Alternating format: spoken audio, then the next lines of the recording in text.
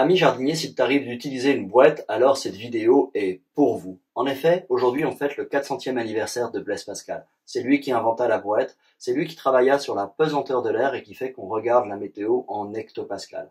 Il inventa toutes les règles principales des probabilités ainsi qu'une calculatrice mécanique qui servit jusqu'au milieu du XXe siècle. Il travailla aussi sur comment calculer une aire dans un cône. Pascal est un génie, mais pas qu'un génie scientifique. Au contraire, tous les autres domaines de la pensée passent à travers son prisme. En politique aussi, on se réfère souvent à Pascal sans trop le savoir. Si vous aussi vous pensez que la politique n'est rien d'autre qu'un hôpital de fous, qu'il y a une plaisante justice que la rivière borne, qui est une vérité en deçà des Pyrénées et erreur au-delà, si vous aussi vous pensez que la tyrannie n'est rien d'autre qu'une domination dans un autre ordre, si vous croyez que vous êtes un habile alors que votre voisin n'est qu'un demi-habile et que vous feriez mieux d'appartenir au peuple, tout ça encore, vous êtes pascalien. Mais les plus grandes leçons de Pascal, elles sont évidemment sur l'homme. Si, parce que vous pensez que l'homme n'est grand que quand il se conçoit misérable, c'est que vous voyez encore tout cela avec Pascal. Grandeur et misère de l'homme, Pascal le thématise dans une situation très particulière de révolution scientifique qui bouleverse complètement la place de l'homme dans cet univers infini.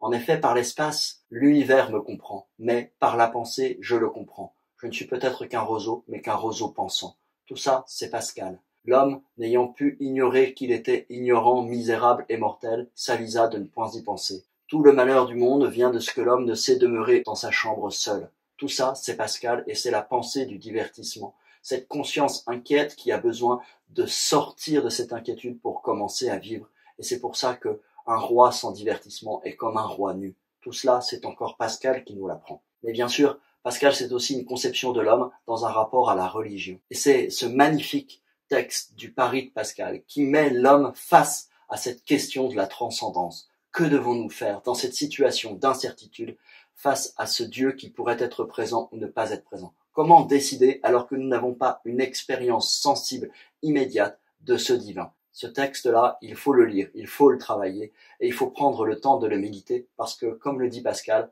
vous êtes embarqués. Nous devons décider et nous devons décider dans l'incertitude chaque jour de ma vie.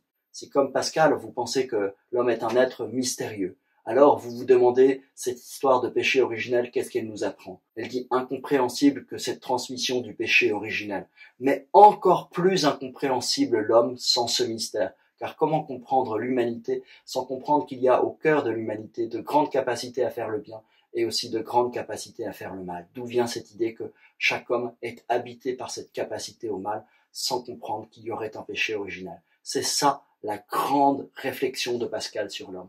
Elle se fonde sur un événement très particulier qui est une nuit de feu, desquels il écrit son mémorial. Laissez-moi vous le lire, il est très court, mais c'est un texte magnifique. Depuis environ 18h30 du soir jusqu'à minuit et demi, feu. Dieu d'Abraham, Dieu d'Isaac, Dieu de Jacob, nom des philosophes et des savants. Certitude, certitude, sentiment, joie, paix. Dieu de Jésus-Christ, ton Dieu sera mon Dieu. Oubli du monde et de tout hormis Dieu. Il ne se trouve que les voies enseignées dans l'Évangile. Grandeur de l'âme humaine. Père juste, le monde ne t'a point connu, mais je t'ai connu. Joie, joie, joie, pleurs de joie.